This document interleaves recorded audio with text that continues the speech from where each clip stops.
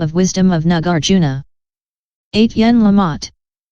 Composed by the Bodhisattva Nagarjuna and translated by the Tripitaka Dharmakarya Kumarajava of the land of Cao Cha.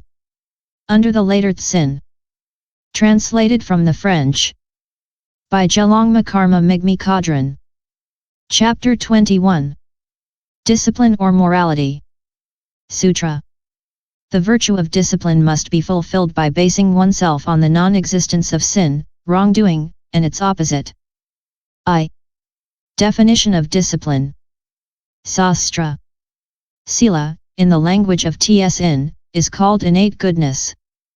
Wholeheartedly following the good path without allowing any faults is what is called sila. Practicing the good, whether one has taken the precepts or not, is called sila. In brief, the ethical discipline of body and speech is of 8 kinds. 1. Abstaining from killing, 2. From theft, 3. From forbidden love, 4. From falsehood, 5. From slander, 6. From harmful speech, 7. From idle gossip, 8. From the use of liquor. And to resort to pure ways of life. These are the characteristics of discipline. To violate these precepts, to neglect them, is immorality. The person who violates the precepts falls into the 3 bad destinies. 2. Various kinds of morality. By means of lower morality, one is reborn among humans. By middling morality, one is reborn among the 6 classes of gods of the desire realm. By superior morality, one courses through the 4 dhyanas and the 4 absorptions of emptiness, and one is reborn among the pure gods of the form realm and the formless realm. Superior morality is of 3 kinds. 1. As a result of lesser pure morality, one becomes arhat. 2. By medium pure morality, one becomes pratyeka Buddha. 3. By higher pure morality, one obtains Buddhahood. Detachment, disinterestedness, absence of transgression and absence of defect, so lauded by the holy men. In the cultivation of morality. Constitute the superior pure morality. If one has loving kindness and compassion, if one wants to save beings, and if one understands the true nature of the precepts, the mind is completely disinterested. Observing the precepts in these conditions is going directly to Buddhahood. This is what is called the morality that realizes the unsurpassed state of the Buddhas. 3. Benefits of morality. The person who wants great benefits must keep the precepts firmly as if he were guarding a precious treasure or defending his life. Why? Just as everything on this great earth that has form subsists by being supported by the great earth, so morality is the seat of all good dharmas. Just as it would be futile to try to walk without feet, fly without wings, or make a crossing without a boat, so it is futile to want to obtain the good fruits of the path. Without morality, the person who has rejected morality, even if he is an ascetic in the mountains, eating fruits and grasses, is no different from the animals. Some men have as their rule of conduct the custom of swallowing nothing but water, milk or air. They cut their hair, wear it long, or keep only a little bit of hair on their head. They wear the yellow robes of the Buddhists, or the white robes of the jains.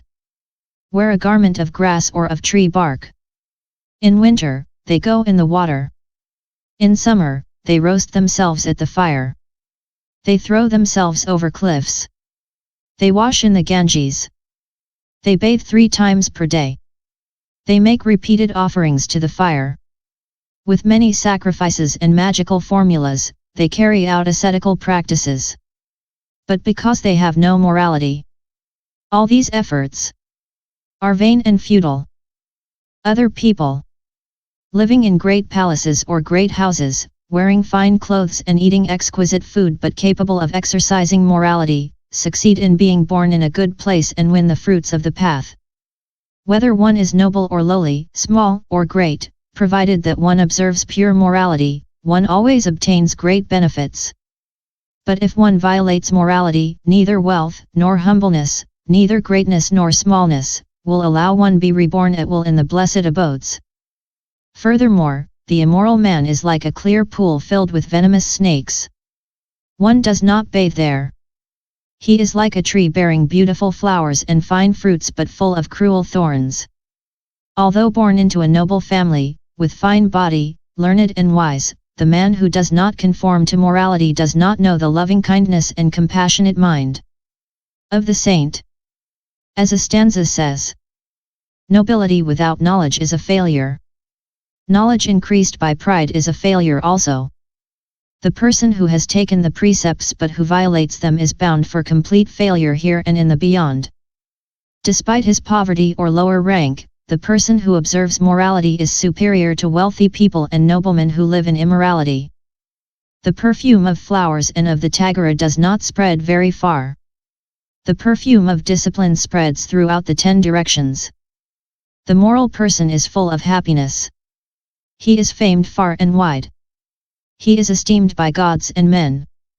In the present lifetime he obtains all kinds of happiness and, if he wants to find wealth, nobility, and long life among gods and men, he finds it easily. When morality is pure, one finds everything one wishes. Moreover, the moral man who sees the immoral man struggling with all kinds of problems, punishments, imprisonment, searches, despoliation, and who knows himself to be sheltered from such troubles, experiences great joy thereby. On the other hand, seeing the good person obtain fame, glory, and happiness, he says to himself, if he can obtain fame, I also can have some. At the end of his life, when the knife and wind dissolve the body and the veins are broken, the moral man has awareness of the purity of his discipline and his mind is without fear. Thus a stanza says, in great sickness, discipline is a remedy. In great terror, it is a guardian. In the darkness of death, it is a lamp. In evil rebirths, it is the girder of a bridge. In the ocean of death, it is a great ship. Furthermore, in the present lifetime, the moral man will receive people's homage. His mind will be joyful and without worry. He will never lack clothing and food. After death he will be reborn among the gods and will then attain Buddhahood. There is nothing that the moral man will not obtain. As for the immoral man, he loses everything. The vase of miracles. Thus, there was a man who constantly made offerings to a god. This man was poor, having made offerings wholeheartedly for 12 years, he asked for wealth and power. The Deva,